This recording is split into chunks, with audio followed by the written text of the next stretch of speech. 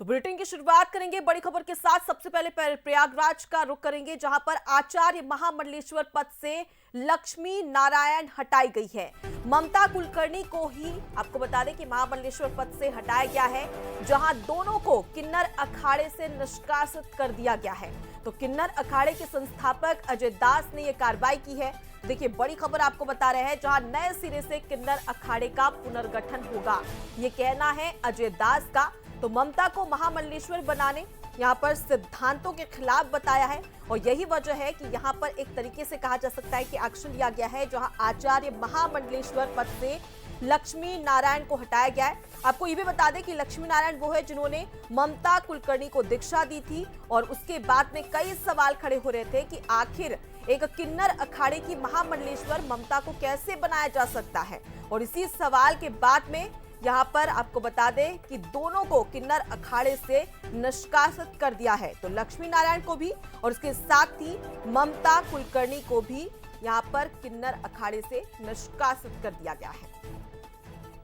तो प्रयागराज से ये बड़ी खबर आपको बता रहे हैं, जहां पर आपको बता दें कि कुछ दिन पहले ही ममता कुलकर्णी, जिन्होंने दीक्षा ली थी और किन्नर अखाड़े की महामंडलेश्वर बनी थी, लेकिन इसके बाद किन्नर अखाड़े के संस्थापक है अजय दास, उन्होंने ये कार्रवाई की है और साफ तौर पर कहा है कि नए सिरे से किन्नर अखाड़े का पुनर्गठन किया जाएगा।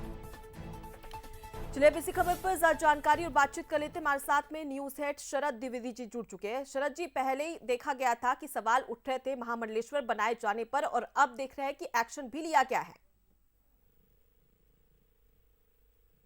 देखिए, ये इस बात को लेकर जब भी हमने इसके पहले भी अखाड़ा परिषद से सवाल पूछे थे, तो जवाब यही मिला था कि इस बारे में अभी कोई निर्णय नहीं हुआ है।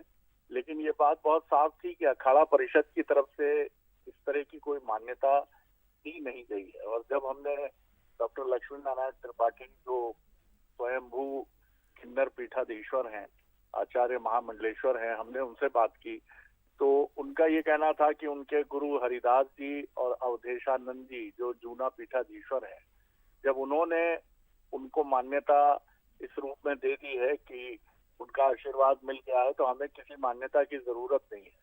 तो ये टकराव होना बहुत स्वाभाविक था, और यही वजह है कि ये टकराव अब इस रूप में सामने आया है।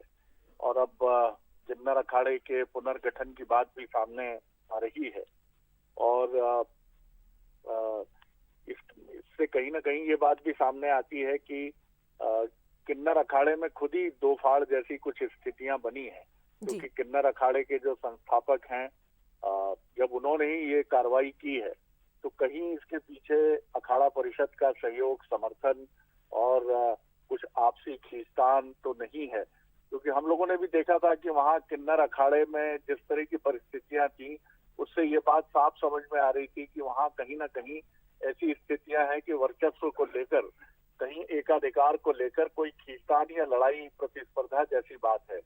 तो देखना ये हो कि अखाड़ा परिषद जो इन सारी चीजों को लेकर अब तक मौन साधे हुए है, वो इस पर क्या टिप्पणी करता है। जी बिल्कुल। तो इस फैसले से एक तो दो फाड़ किन्नर अखाड़े में नजर आ रही है, और सबसे बड़ी बात ये होती है कि पहले ही कहा जा रहा था कि आखिर एक महिला को ये पदवी कैसे दी जा सकती है, क्योंकि नाम ही है किन्नर अखाड़ा, और इसके बाद में अब सिद्धांतों के खिलाफ इस बात को कही जा रही है। लेकिन अब ऐसे में देखने वाली बात होगी कि आगे और क्या फैसला इस पूरे मामले को लेकर सामने आता है।